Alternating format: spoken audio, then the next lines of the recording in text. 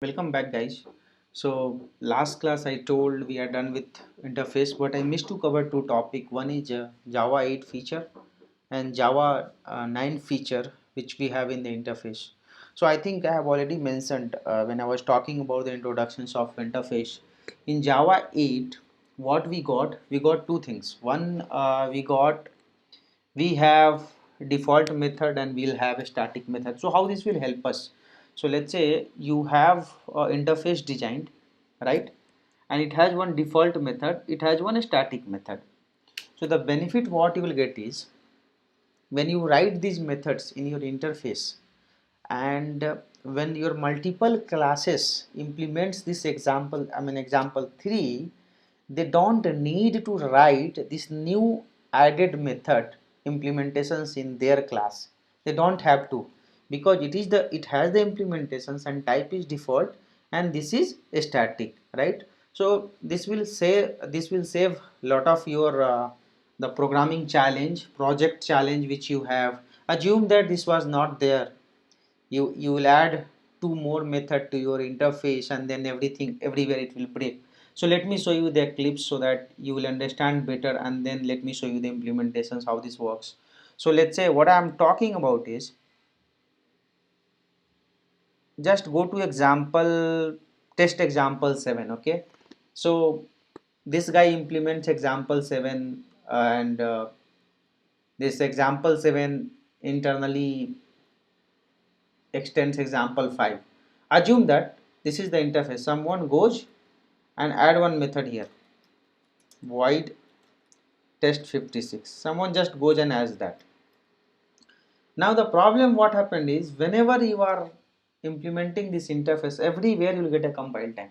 So let's say if this example 7 is implemented by 5 different class, every 5 different class, let's say go to b1 test, okay, and here you write b1 comma example. So actually you can implement you can implement more than one interface. So what you can do, that is you can write here example 7.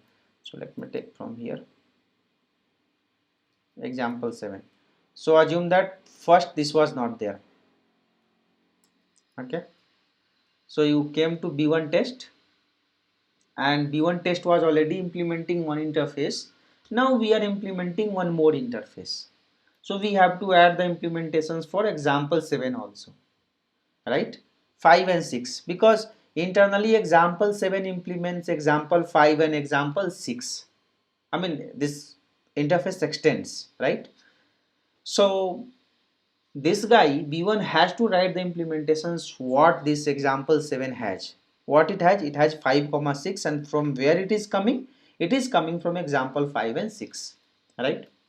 So now, just to make you understand, you have two classes which implements this example 7, b1 test as well as test example 7. Now tomorrow someone will go and he will add one method here, right? See the problem. In test 7 you have started getting compile time, in b1 test you have started getting compile time. This was the major problem with the interface. If someone goes and adds any additional method, so again you have to go and you have to add unimplemented method. See, 56 will come here, as well as in second class also you have to go and you have to add the unimplemented method. Then 56 will come in your this b1 class also, right? You can see that somewhere 56 will be there. Let me, okay, so it is not implemented 8. Let me write again. Yeah, so you can see that 56 came here. This was the problem, right? So when multiple class implements the inheritance, and when you will go and touch the common code, it will break everywhere. To solve this problem, they have, in Java 8 they have come up with the default method and a static method. So let's say you want to write a method and that method is important in your interface. You can write the default or you can write the static. Now this default and static choice, this depends on your project requirement, whether you want to access through object or whether you want to access through the reference of the interface. It's up to you now, right? So whether you want to access through object, if you want to access through object, you go for default. If you want to access through class, you go for static. Now how this can be called? Now let's say this example 3, this example 3 and this example 3 test class. So this is the interface, guys. It has two methods, one is default, one is static. You can add one more non implemented method also, no problem. In example 3, when you came here, let me remove this first. See, you are implementing example 3. Here, it is not forcing you to write the implementations. If you look at earlier, it was forcing us. It was giving one red mark here. Here it is not forcing me. Why? Because this both the method has the implementations, right? So, let's say we have main method here, right? So when we have a main method, you can see that test2 I am able to call through the reference of the interface test2, because it is a static. I don't need to create object for that. Whereas for the test1, I have to create the object of this guy, this child class. I am creating the object of the child class and then I am able to access test1. So test one I cannot access like this. I cannot write example through dot test. No, see, test one is not available at all because it is a static member. It is a I mean the test one is non-static member. It is the object member. It is not a class member. So for that we need to have the object, right? And we are not able to access. Right?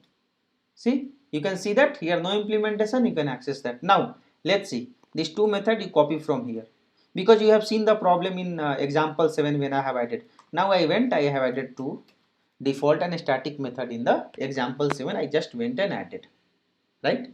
So when I went and added in the example 7, I went to B1 test. See, no compile time, nothing, no problem is coming here, right? I went to test example 7, no problem is coming here. Earlier it was coming when I have added this method because it was non-implemented. So now no problem is coming here. My project has no issue at all, right? I can go and I can add n number of default and static methods based on my requirement and my project has no issue, right? That is the benefit of default and static.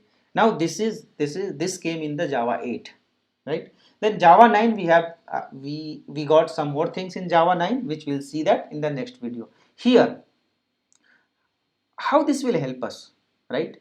How this will help us. Now let's say I had one method requirement which is very important for only my B1 test. So what I will do, I need to access it. So I'll create a method here. Okay, so there are two way.